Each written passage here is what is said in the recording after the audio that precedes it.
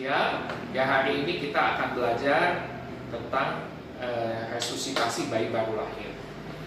Nah, apa yang wajib kita pahami dan kita tahu untuk melakukan resusitasi bayi baru lahir? Yang pertama itu Anda harus pahami alur resusitasi. Yang kedua, persiapan resusitasi. Nah, saat ini kita belajar tentang alur resusitasi.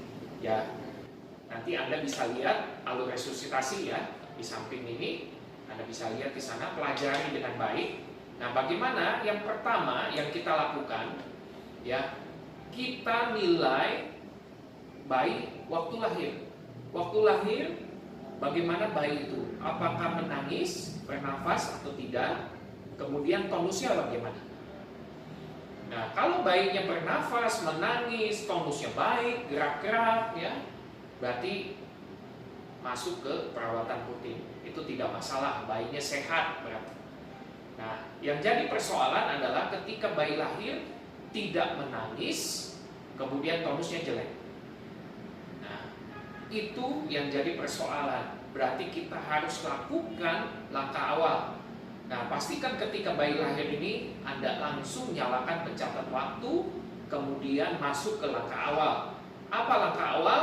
Kita bisa ingat dengan baik ya. Kalau disingkat berarti HK.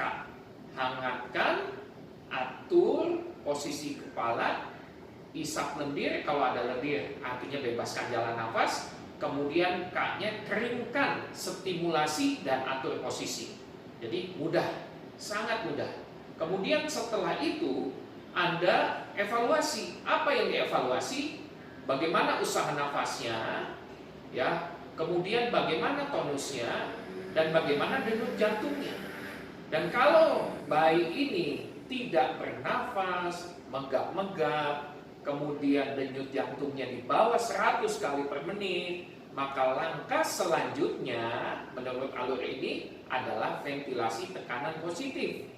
Nah, ventilasi tekanan positif ini dilakukan selama 30 detik. Jadi kalau kita perhatikan mulai dari bayi baru lahir, waktu bayi lahir sampai melakukan VTP itu adalah 1 menit. Ini makanya kita sebut a golden minute. A golden minute, 1 menit pertama ini sangat penting menentukan bagaimana bayi ke depannya. Ya, prognosisnya bagaimana. Nah, selanjutnya setelah kita lakukan VTP kita nilai ya, bagaimana usaha nafasnya, bagaimana denyut jantungnya, dan bagaimana saturasinya. Saturasinya ini diukur di lengan kanan. Ingat lengan kanan. Kenapa lengan kanan? Karena preduktal. Nah, Anda bisa lihat target saturasi di tabel ya di samping ini. Nah, itu yang menjadi target saturasi kita. Nah, kita nilai. Nah, apabila ya waktu kita lakukan VTP itu pastikan ya VTP kita efektif dengan pengembangan dada. Ingat, VTP efektif itu pengembangan dada. Nah, 30 detik kita lakukan evaluasi. Kalau denyut jantungnya di bawah 60 dan bayi belum bernafas, lanjutkan VTP disertai dengan kompresi dada. Ya, 3 kali kompresi dada, 1 VTP selama 60 detik. Kemudian kita evaluasi. Ya, kalau masih di bawah 60, berarti kita berikan epinefrin sesuai dengan dosis yang ada di samping ini. Anda bisa pelajarinya dengan baik. Nah, kemudian setelah kita lakukan langkah awal, juga bayi bisa bernafas, tetapi sesak, ada merintih, ada retraksi, ya.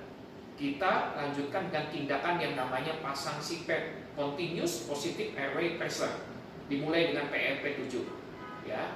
Nah, ada juga bayi yang setelah langkah awal, bayinya bernafas spontan, tidak sesak, tetapi sianosis. Ya, saturasinya kita pasang ternyata di bawah normal, ya, sesuai dengan target saturasi ini, ya, preduktal itu. Berarti kita kasih suplementasi oksigen. Ya, demikian alur resusitasi. Semoga bermanfaat, ya, semangat belajar, sukses. Semoga bayi-bayi lebih banyak yang tertolong. Ya, selamat siang, Tuhan memberkati.